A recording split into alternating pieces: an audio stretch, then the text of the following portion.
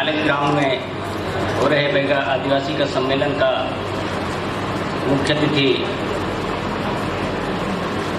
माननीय श्री जी। और मैं पहले एक बात कह दूँ कि बैगा आदिवासी महासम्मेलन गोरमदेव कबीरधाम में पहले होना था, लेकिन कुछ मौसम के तकनीकी खराब होने के कारण जो है वहाँ नहीं हुआ है, जिसको कहे तो संशोधित करके और कॉलेज ग्राउंड में रखा गया है। तो बोलो जय नागा बैगा, जय नागा बैगिन, जय जुन्हादेवार, जय जुन्हादेवारीन, गोरमदेव राजा की विजय। बैगा आदिवासी आज महासम्मेलन के मुख्य अतिथि, बैगा आदिवासी का मुख्य अतिथि महामहिम सुश्री अनुसुईया उइके जी, छत्तीसगढ़ आपका समस्त बैगा समाज हार्दिक अभिनंदन, स्वागत, वंदन करते हैं। इतिहास में यह पहली बार यह बैगा समाज का सम्मेलन राज्यपाल महोदया का आगमन पर हुआ है। हम सभी आपके शुभ आगमन से अत्यंत हर्षित और आनंदित प्रफुल्लित हैं और कार्यक्रम के विशेष अतिथि माननीय सुभाष पर्ते जी, प्रदेश अध्यक्ष सर्व आदिवासी समाज युवा प्रभाग छत्तीसगढ़, माननीय श्री कांत पांडे जी, राज्य निदेशक नेहरू युवा केंद्र छत्तीसगढ़, खेल एवं युवा कल्याण मंत्रालय भारत सरकार, आप हमारे पुराने मित्र एवं साथी जी हैं। आपके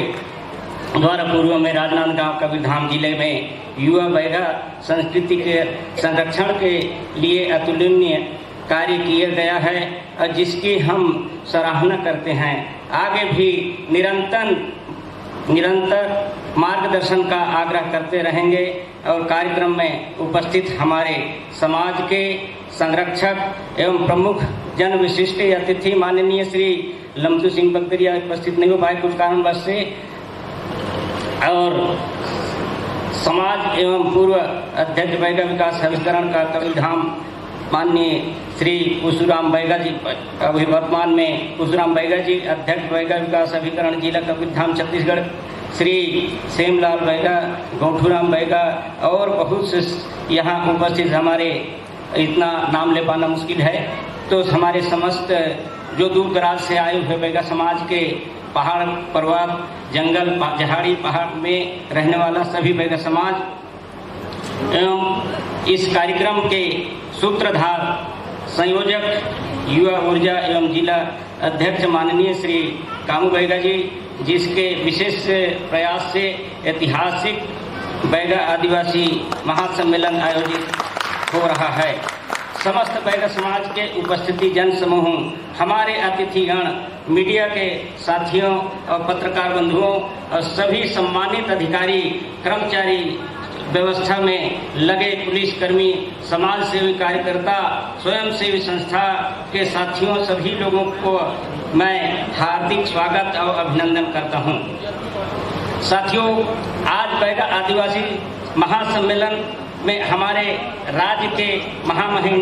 राज्यपाल महोदया पधारे हैं। आप सभी जानते हैं कि हमारी रीति रिवाज, परंपरा, संस्कृति, प्राचीन विरासत एवं धरोहर है। इस संरक्षण के लिए केंद्र सरकार एवं राज्य सरकार निरंतर ध्यान दे रही है, लेकिन विशेष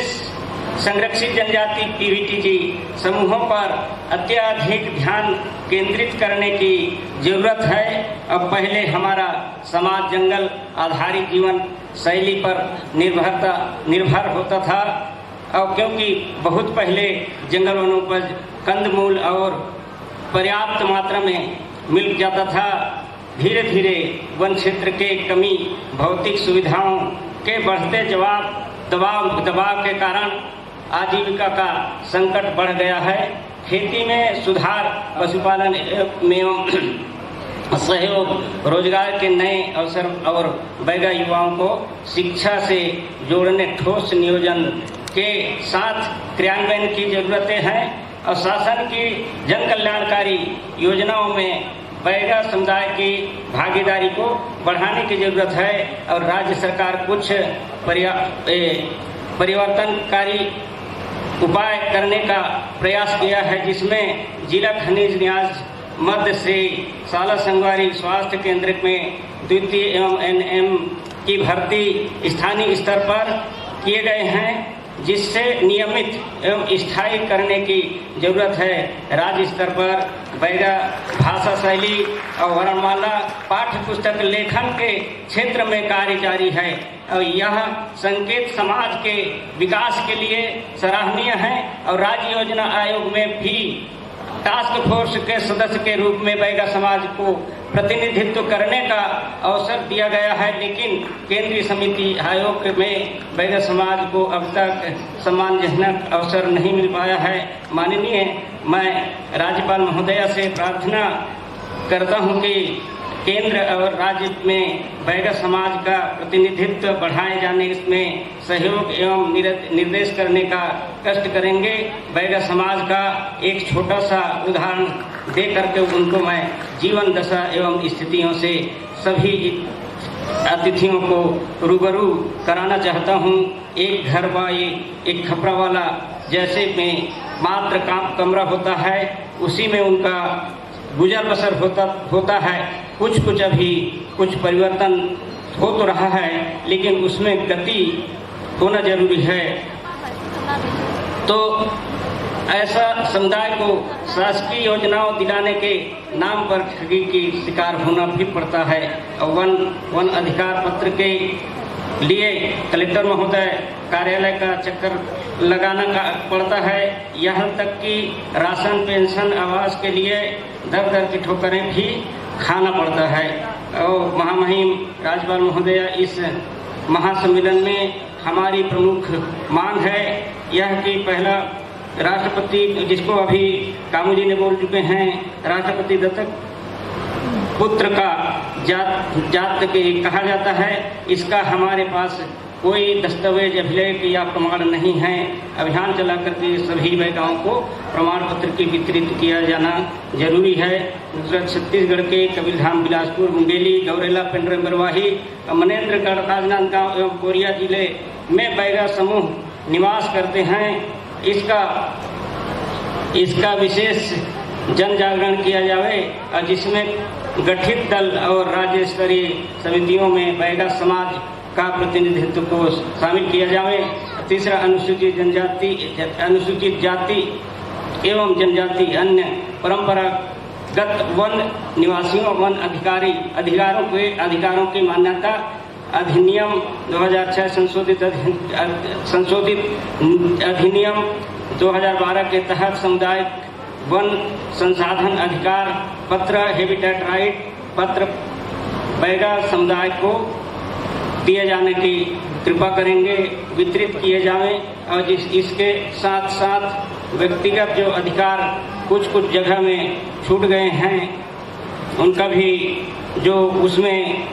जैसे मान लो ज़्यादा कुछ कब्जा है और उसमें कम का वन अधिकार पत्र दिया गया है। तो और आगे बंद है आदिवासी बहुल्य विकासखंड पंडरिया एवं कोडला के आदिवासी राजस्व निरीक्षक मंडल को पेशा कानून के तहत 5वें अनुसूची क्षेत्र में मैं जल्दी खत्म करता हूँ। पेशा कानून घोषित किए जाने की मेरा फिर मैं दोहरा रहा हूँ। 5वां साला संगवारी शिक्षकों को नियमित एवं स्थायी किया जावे और सभी शासकीय नौकरियों में बैगा युवाओं को सीधी भर्ती के अंतर्गत 20%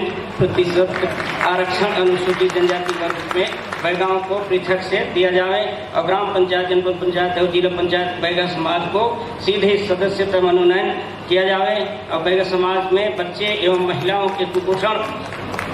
कुपोषण को दूर करने के लिए प्रत्येक बैगा परिवार को 1000 रुपये प्रति माह धन राशि दिया जावे। यह कार्य मध्य प्रदेश सरकार द्वारा किया जा रहा है, इसे छत्तीसगढ़ सरकार भी लागू करें। बैगा विकास अभिकरण के अध्यक्ष के लिए कलेक्टर परिसर में एक कार्यालय बहुत जरूरी है, क्योंकि दूर दराज से भी हमारे समाज के लोग आते हैं, तो वहाँ कुछ थोड़ा बहुत उनसे ये उनको एक अवसर मिल जाए और मैं आज एक पॉइंट खत्म करता हूँ अपनी वाणी को, जो है 12वीं पास बैगा युवा युवतियों को बीएड शासन की तरफ से करवाने की थोड़ा कृपा करेंगे। अब इसी के साथ में मैं अपनी वाणी